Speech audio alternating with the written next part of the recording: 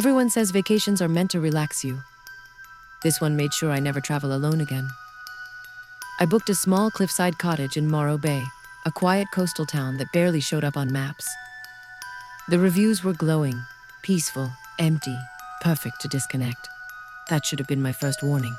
The owner, an elderly woman named Elaine, handed me the keys without smiling. Before I left, she said something strange. "Don't open the guest room closet after sunset. The house doesn't like being watched." I laughed it off. The first night was calm. Too calm. No insects, no wind, no ocean sounds, even though the waves were right below the cliff. Around 2:17 a.m., I heard footsteps upstairs, slow, careful, like someone pacing to avoid creaky boards. I checked every room, empty. The second night, I found wet footprints leading from the front door to the guest room closet. Bare feet, human. They stopped right at the door. I didn't open it. That night, something whispered my name from inside the walls.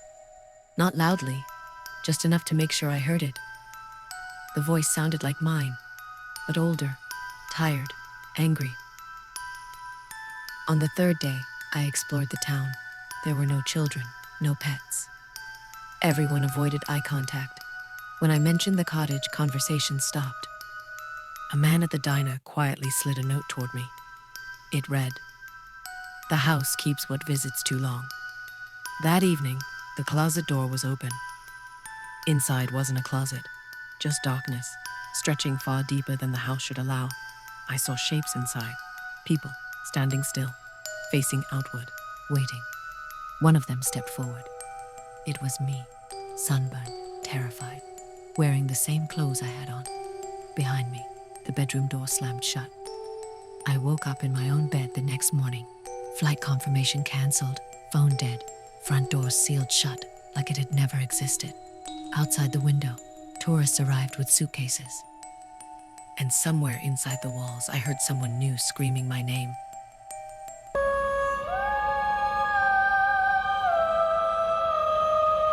If a vacation feels too perfect, it's because something is watching you enjoy it. I booked the resort accidentally, or so I thought. The website redirected twice before landing me on Silver Pine Retreat, a luxury vacation spot hidden deep in the mountains. No social media, no recent reviews, just promises of absolute privacy. When I arrived, the parking lot was full, but I never saw anyone unpacking.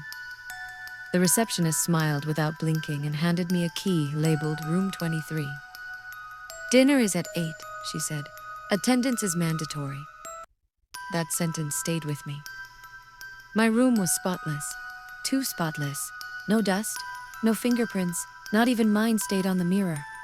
Every time I turned around, the bed looked freshly made again, like someone kept resetting the room. At exactly 8 p.m., a bell rang across the resort. The dining hall was massive, filled with people sitting silently at long tables. Everyone stared straight ahead. No phones, no talking, just plates already served, cold food, untouched. When I sat down, the man beside me whispered, "Don't eat, they count bites."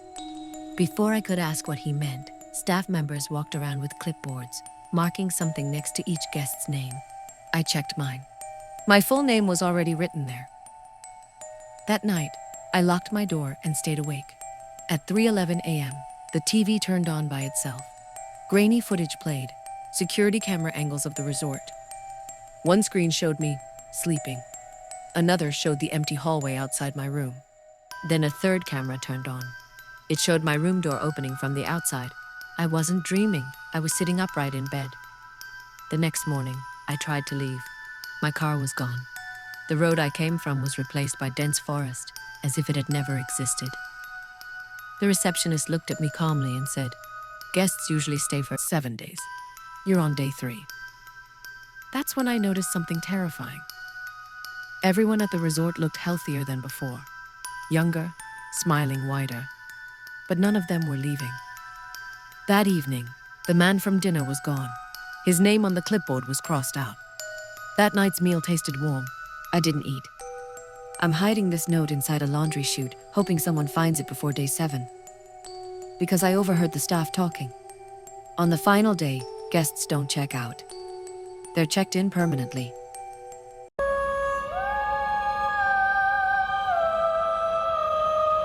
The voicemail welcoming us to our vacation was recorded after we arrived. My sister and I rented a remote desert Airbnb to escape everything: work, noise, people. The listing promised total isolation. It delivered. No neighbors, no signal. One long dirt road leading to a modern house sitting alone like it had been forgotten mid-construction. The first red flag came immediately. The smart lock greeted us by name. Welcome back, Aaron and Lila.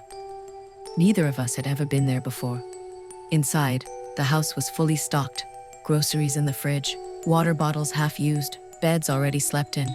The trash bin contained food wrappers we didn't buy. I assumed the cleaners missed something. Lila wasn't convinced.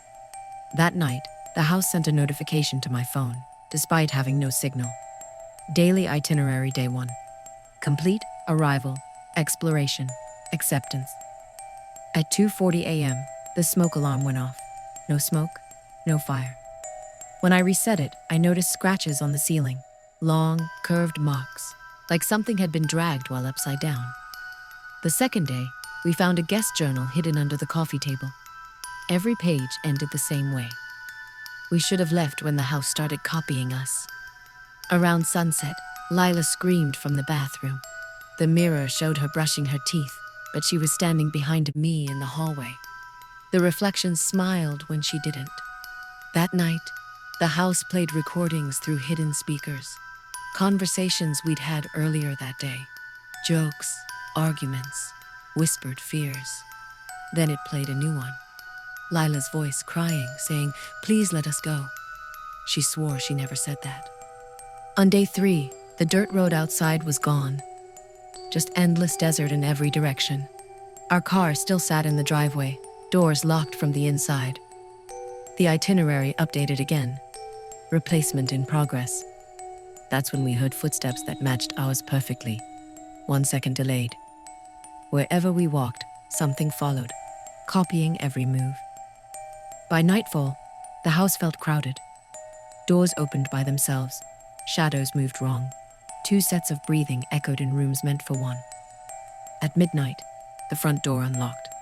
A notification appeared. Checkout time. Only one version may leave. I don't know which of us I am anymore. If someone finds this, don't rent isolated vacation homes with smart features. Some places don't host guests. They rehearse them.